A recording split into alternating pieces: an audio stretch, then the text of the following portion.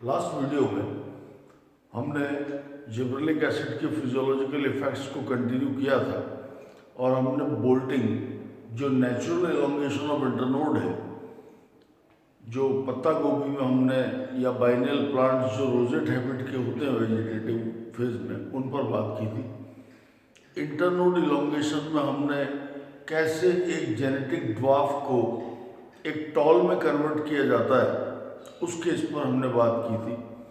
Internode elongation में ही और example भी हैं हमारे पास, जैसे शुगर केन में इलोंगेशन अगर हो स्टेम का या इंटरनोड इलोंगेट हो तो गन्ने की लंबाई बढ़ेगी और लंबाई बढ़ने से नेचुरली प्रोडक्शन, जो शुगर प्रोडक्शन की वैल्यू है, वो भी बढ़ जाएगी।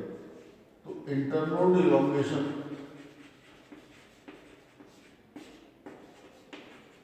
इन शुगर केन,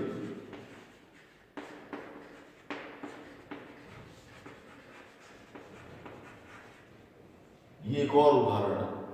इसी तरह से इंक्रीज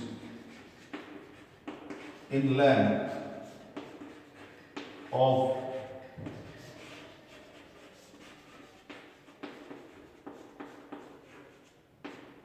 ग्रेप स्टॉक्स।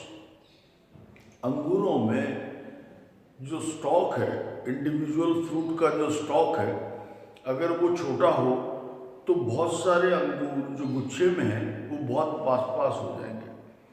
लेकिन अगर इस स्टॉक की लंबाई बढ़ा दी जाए तो स्टॉक की लंबाई बढ़ जाने से अंगूरों के बीच की जो दूरी है वो बढ़ जाएगी और एक इंडिविजुअल फ्रूट को डेवलपमेंट के लिए स्पेस मिल जाता है। इसलिए इंटरनोड इलोंगेशन के ही फंक्शन के साथ हम increase in length of grep stock भी इसी कैटेगरी में पढ़ते हैं। इसके अलावा तीसरे फंक्शन पर आज बात करें। दो फंक्शन हमने कर लिए थे, एक हमने बात की थी बोल्टिंग की, दूसरी इंटरनोड इलोंगेशन। तीसरा जो फंक्शन है वो फंक्शन है मेल फ्लावरिंग।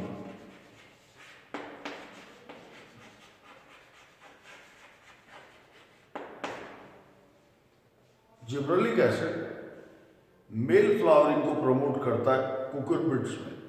हमने लास्ट वीडियोस में पढ़ा है कि कुकुरबिट्स में फीमेल फ्लावरिंग को प्रमोट करना ऑक्सिन का काम था, जबकि ये कुकुरबिट्स में ही मेल फ्लावरिंग को प्रमोट करने का काम करता है। Male flowering promotion in cucurbits.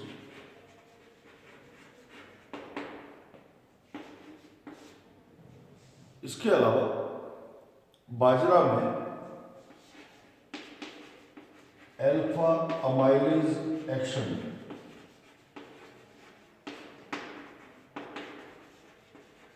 Barley में अल्फा अमाइलेज एक्टिविटी को प्रमोट करना अगेन एक और इसका फंक्शन है। इसको हम आगे इलेबोरेट करके बात करें इसके ऊपर। ये फंक्शन जो है अल्फा अमाइलेज एक्टिविटी का, अगर बार्ले सीड्स को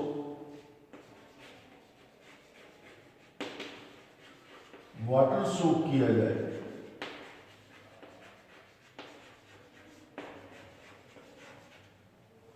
बार्ले सीड को अगर वाटर सोक किया जाए तो वाटर सोक करने से जो बार्ले सीड है उसमें 3 आइटम्स होंगे नेचुरली। एक होगा एम्ब्रियो, एक उसमें एल्यूरॉन लेयर होगी, क्योंकि ये ग्रास है तो उसमें एक एल्यूरॉन लेयर होगा। इसके अलावा उसमें स्टार्ची एंडोस्पर्म भी होगा। जब हम वाटर सोक करते हैं सीड को, बार्ले सीड को, तो वाटर की एक्टिविटी से और एंड ऑस्मोसिस से जब टीबी बढ़ता है और एक सेल की ग्रोथ कंटिन्यू करती है तो एम्ब्रियो एक्टिवेट होता है। एम्ब्रियो जब एक्टिवेट होगा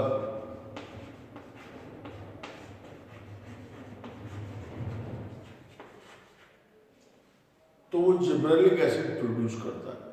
वाटर सोकिंग से एम्ब्रियो एक्टिवेट हुआ और एम्ब्रियो एक्टिवेशन से जिब्रेलिक एसिड का प्रोडक्शन होता है। वो जिब्रेलिक एसिड एल्यूरोन लेयर पर फंक्शन करता है और ये एल्यूरोन लेयर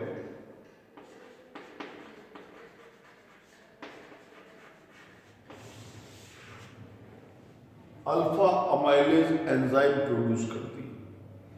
अमाइलेज की दो फॉर्म्स हैं, अल्फा एंड बीटा, और ये एक्टिव फॉर्म है जो स्टार्च पर काम करेगा। ये स्टार्च पर वर्कआउट करेगा। तो क्लियर है, वाटर से एम्ब्रियो एक्टिवेट हुआ, उसने जीए बनाया, यानी क्लियर है site of synthesis gibberellic acid का एम्ब्रियो है। जिब्रेलिक एसिड एल्यूरोन लेयर पर काम करके अल्फा अमाइलेज बनाता है, यानी फंक्शन क्लियर है कि gibberellic acid alpha amylase production को बढ़ावा देता है। अल्फा अमाइलेज स्टार्ची एंडोस्पर्म पर काम करेगा और इस स्टार्च को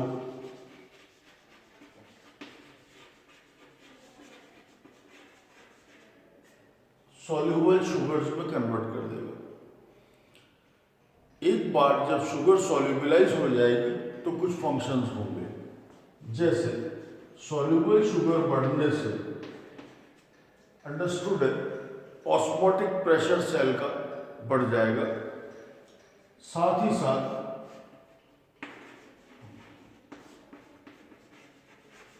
रेस्पिरेशन की रेट भी बढ़ेगी, क्योंकि शुगर कैटाबोलाइज होंगी तो रेस्पिरेशन का रेट भी बढ़ेगा। रेस्पिरेशन का रेट बढ़ने से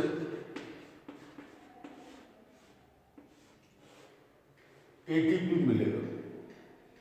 उधर जब ओपी बढ़ेगा तो पानी की डिमांड बढ़ेगी और ओपी बढ़ जाने से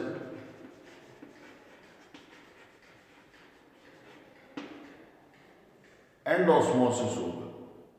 एंड ऑस्मोसिस से अंडरस्टूड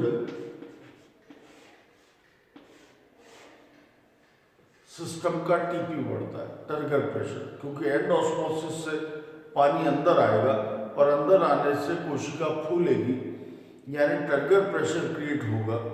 तो दो मेजर एक्टिविटीज हो रही हैं शुगर के सॉल्युबलाइजेशन से। एक एटीपी का निर्माण हो रहा है, ऊर्जा मिल रही है, दूसरा टर्गर प्रेशर बढ़ रहा है, इससे सेल में इलॉन्गेशन हो रहा है। इन दो एक्टिविटीज से सीड जर्मिनेट हो जाएगा, यानी रेडिकल की ग्रोथ होगी। अंडरस्टूड है, रेडिकल की ग्रोथ होकर सीड कोट का रप्चर होना और रेडिकल का बाहर निकलना सीड जर्मिनेशन कहलाता है। तो सीड यहां पर जर्मिनेट होगा। कुल मिलाकर सीड जर्मिनेशन के लिए ग्रासेस में जिब्रेलिक एसिड का होना जरूरी है। इसी कंडीशन में जब शुगर सॉल्युबलाइज हो गई, बार्ले सीड को वाटर सोक किया, शुगर सॉल्युबलाइज हो गई, अगर इस सीड को क्रश कर लिया गया, हम नेचुरल एक्टिविटी पर बात ना करें, आर्टिफिशियल पर बात करें, इन सीड्स को जिनमें शुगर सॉल्युबलाइज हो चुका है, अगर इनको क्रश किया जाए तो इनको क्रश करने के बाद हमें जो चीज प्राप्त होगी उस चीज को कहेंगे माल्ट एक्सट्रैक्ट। माल्ट एक्सट्रैक्ट इस चीज को कहा जाएगा, और ये माल्ट एक्सट्रैक्ट बनने के बाद बियर प्रोडक्शन में काम आता है।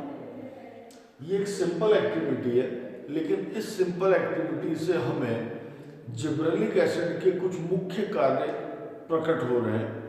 अगेन हमें कुछ मुख्य बातें जो मालूम पड़ी, एम्ब्रियो साइट ऑफ सिंथेसिस है, अल्फा अमाइलेज का निर्माण जिब्रेलिक एसिड के कंट्रोल में है, अल्फा अमाइलेज एल्यूरोन लेयर तैयार करता है, अल्फा अमाइलेज का काम होता है स्टार्च को सॉल्युबल शुगर्स में कन्वर्ट करना, सॉल्युबल शुगर्स का निर्माण जिबरेलिक एसिड के कंट्रोल में है, प्लस जर्मिनेशन जो है वो एक ऑस्मोटिक एक्टिविटी है। इम्बाइबिशन अंतःशोषण जब होता है तो अंतःशोषण से सिर्फ जल अंदर जाता है। अब आप समझ सकते हैं इस बात को क्लियरली कि इम्बाइबिशन तो यही हो गया, ठीक है, और जर्मिनेशन यहाँ हुआ। तो इम्बाइबिशन हम लिखते हैं कि अंतःशोषण की जो प्रक्रिया है वो अंकुरण में सहायक है, पर अंकुरण के लिए उत्तरदायी जो फोर्स है, बल है, वो असल में ऑस्मोटिक प्रेशर है। ये एक मुख्य चर्चा हमने आज की। नेक्स्ट वीडियो में जिबरेलिक एसिड के और फंक्शंस पर हम कंटिन्यू करेंगे। Thank you.